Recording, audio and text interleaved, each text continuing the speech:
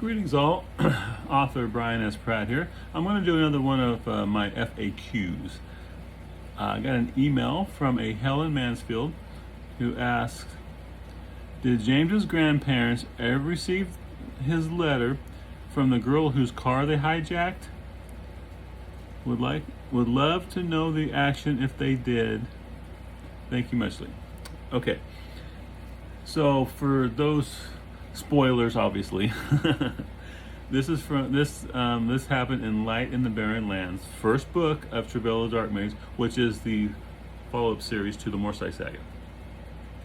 Now, in this series, James, Jerome, and Jerome's daughter Jira goes to Earth.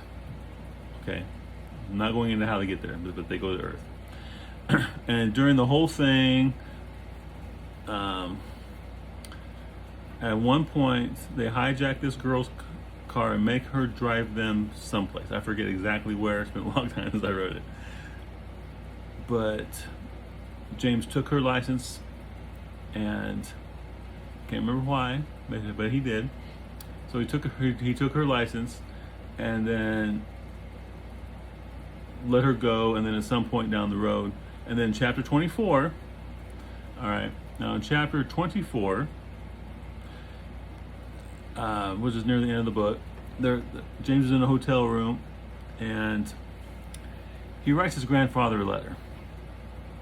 Let me read it to you.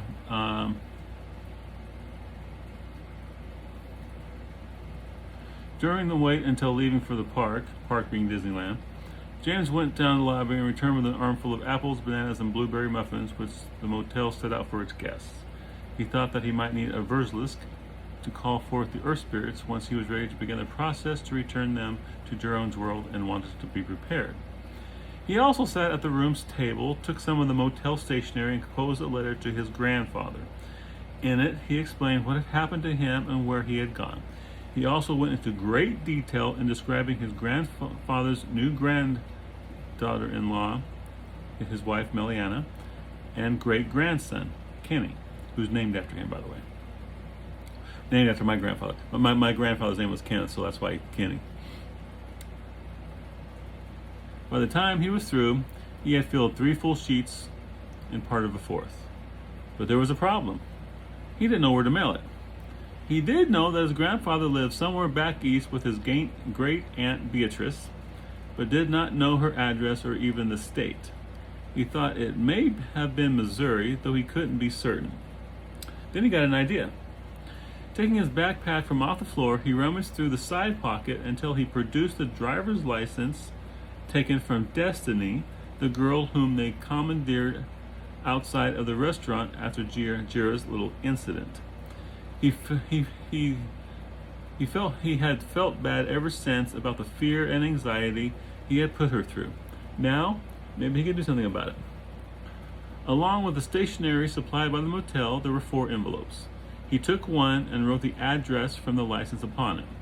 Then he folded his grandfather's letter, slipped the driver's license and both of his prepaid credit cards into the middle of the folded letter before putting it into the envelope. Taking another piece of stationery, he wrote her a note. Destiny. I would like to apologize for all that you have gone through since that fateful day outside the motel when we had you drive us down the road. For that, I am truly sorry. Enclosed, you'll find your driver's license and 2 credit cards with a combined total of over $6,000. They are yours for your trouble. Also enclosed, you'll find a letter to my grandfather. His name is John Reese, who I believe is currently living with my great-aunt Beatrice somewhere back east. I would greatly appreciate it if you could find him and deliver the letter for me. I realize you have little reason to do me a favor, but maybe you would do it for him. The letter will put his mind at ease and allow him to spend his few remaining years at peace. I am sure by now the reporters have tracked him down, so they may be of some help in getting the letter to him. For the record, my name is James Reese. I and several others, 3 of whom I know, disappeared from the Haviston area 6 years ago. One was David Pierce, my best friend, who is now dead. The second was Seth Randall. He too is dead. You may have heard that his father and uncle were killed by me recently. it was in self-defense. They believed me to be responsible for Seth's death and wanted to pay me back in kind. I did not kill Dave. He was my best friend, and I did all I could to save him. The third was a girl whose name I never knew. All I know about her is that she was about 16, dressed in jeans and wearing a sweater bearing the name San Francisco across the front. She too is dead. Let their families know. If there were others, I never encountered them. Thank you very much, and again, I'm sorry for what we put you through, James. So, okay, so he mails this letter off to her, and that's the last we ever hear about it. So, this reader wants to know, or wants to hear the reaction of his grandfather when he got it. Well, I haven't written it yet. In fact, I wrote this part, and that was it, and I haven't thought about it. Now, once I finish Travail, and I will finish Travail, there's another series I've already got in my head, pretty much worked out, and it's back on Earth. The whole thing's on Earth. I'm gonna do some really cool things over there. Well, anyway, so I may touch on that there. Okay, so when I start writing this, I will most likely include this at some point. But what will be my reaction, or what will be her reaction? So we got to think about that, right? What will her reaction be? So after all she's went through, she's probably been through counseling because it was trauma. You know, she was traumatized. Probably had trouble dealing with the processing, and so she's been through counseling. And then she gets this letter from him, right? With this letter from his grandfather inside of it to deliver to him. So what would you do with it? And so I would think, okay, she's going to get this letter and says her first thought is, I'm just going to throw in the garbage, right?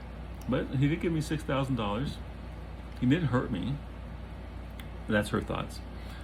And is she a good person? Is she a bad person? We're not really sure. If she's a good person, which I'm assuming she will be, then she'd probably want to get it to the grandfather.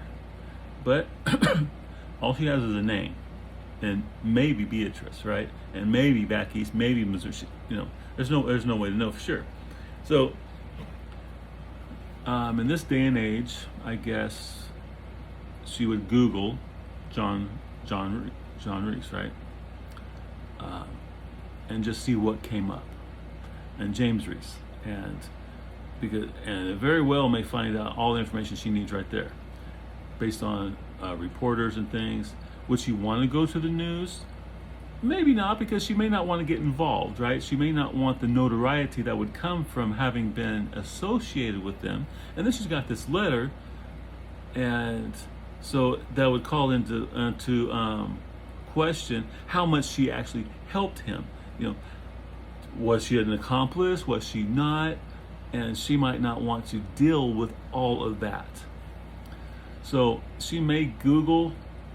I think she would probably Google John Reese and see what was out there about John Reese and James Reese, and then read about it.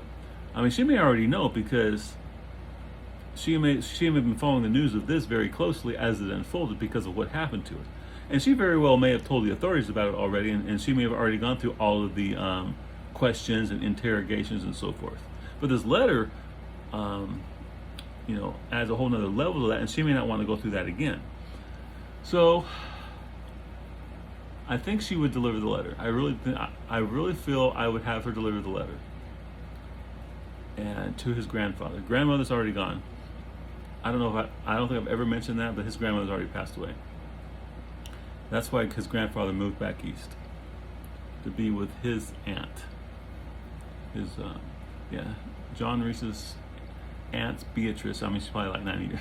I'm really old right now. And so yeah, I think John Reese, and then I think she'll deliver that letter to John Reese. Now, what would his reaction be? Would he be happy about it? Would he be upset about it? Well, what do you think?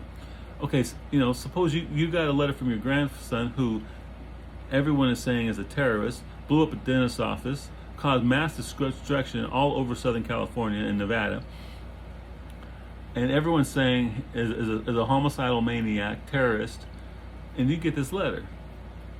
Would you believe it? Well, I'd like to think that the grandfather would assume that he knew James better than anybody else, because James was a good boy, very quiet, didn't do anything. And how fast can someone turn bad, right? How fast can someone's total morals and everything just do a 180? So I don't think John Reese, his grandfather, would believe everything that everyone's been saying about James. I think he would assume that James, that something else was going on, that James was in the wrong place at the wrong time, and he would not form a final opinion of James until he talked to him. I'm almost positive that that's the way it would go.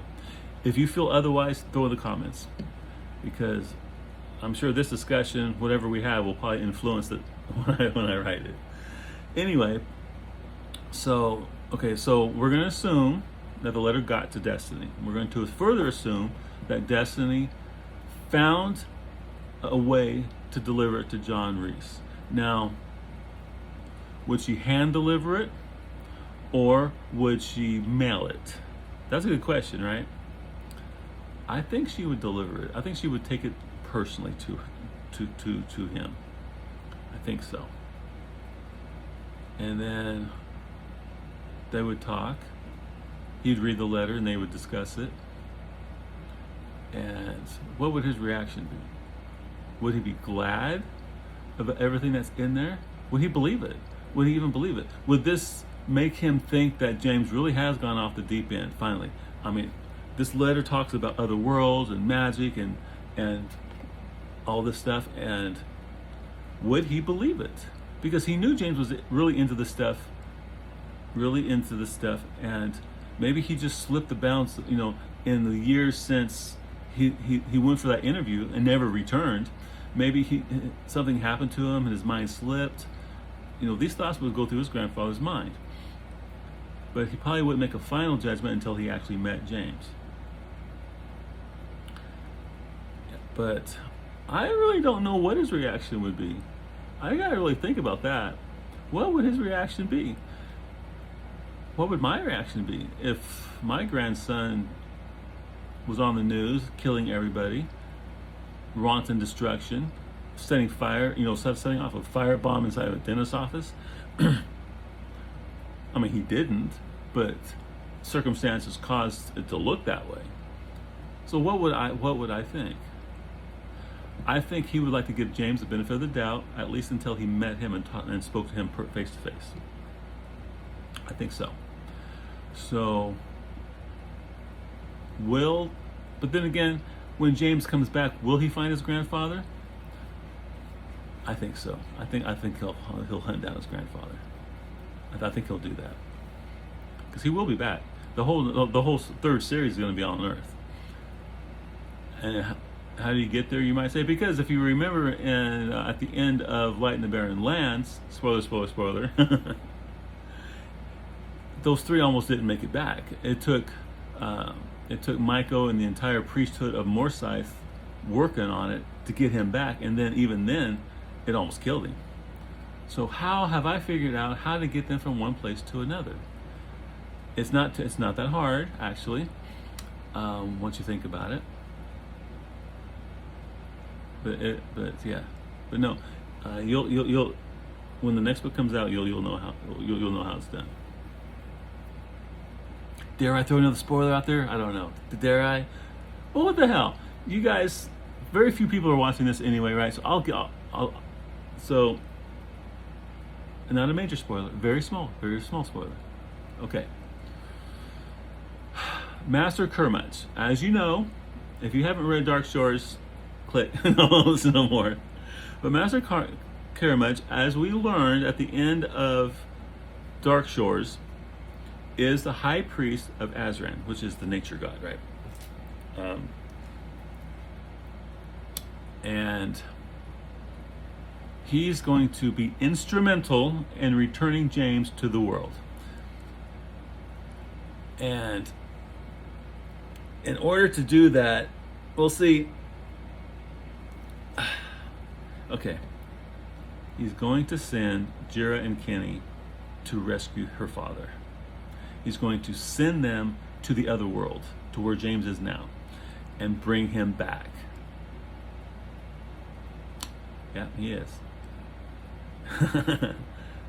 How, you might ask? Good question.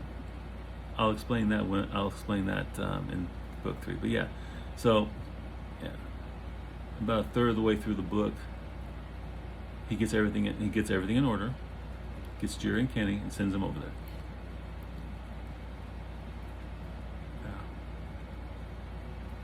Because their parents, or their mothers, Alea, mother of Jura, and Meliana, wife of James, mother of Kenny. Well, at the end of Dark Shores, Michael calls his priests to war, or it should be, or maybe I did that in the 3 chapters I added for the next series. Anyway, Michael calls his priests to war, and so that prompts Alea and Meliana to shoot south, to be with their husbands, and thinking back on it, it was dumb to do that, but it works out pretty well. Yeah. So anyway, so what on earth will the grandfather's reaction be to the letter? Anger? I'm sure in the letter James will have mentioned things so that his grandfather would know it was from him and not someone throwing a scam or something else like that. Little bits of information that only James could know. But would he believe it? Would he be happy with it? Would he be mad at it? Would he just has he turned his back on James already? I don't think so. You don't turn your back on family until you've talked with them.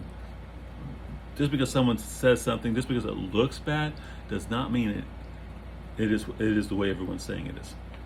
And I think I know my grandfather would be smart enough not to believe everybody until he's talking to me. And so I feel, of course, that's him. Well, I better wrap this up because my girlfriend says I ramble too much on these things and I'm making them way too long. Well, that's my thoughts. Sorry about the spoilers. If you have any comments, I would love to hear about this because I'm on the fence as to whether his grandfather would be happy or upset about it. Anyway, thank you for the question. If anyone else has any questions that they want to ask me, ask. I'll either do one of these or not. If it's something really bad, then no. Oh, well, obviously, okay, as of this chapter 24 of Light in the Barren Lands that I read, so there are 3 people that James knew about, right, that went with him through the interview door. One was Seth Randall, the jock from his high school. One was Dave, who appeared in book 5. And then there was that girl with the San Francisco across the chest that he killed in book 1. That was the whole thing about why he had to go to Trindle, was to take care of the evil spirit, and the evil spirit had captured her and was using her as an instrument. And so those 3 people, as of this, is all he knew about. But as of Dark Shores, are there more? Well, could be dozens, right? No telling how long that interview was in the paper before his grandfather saw it, and before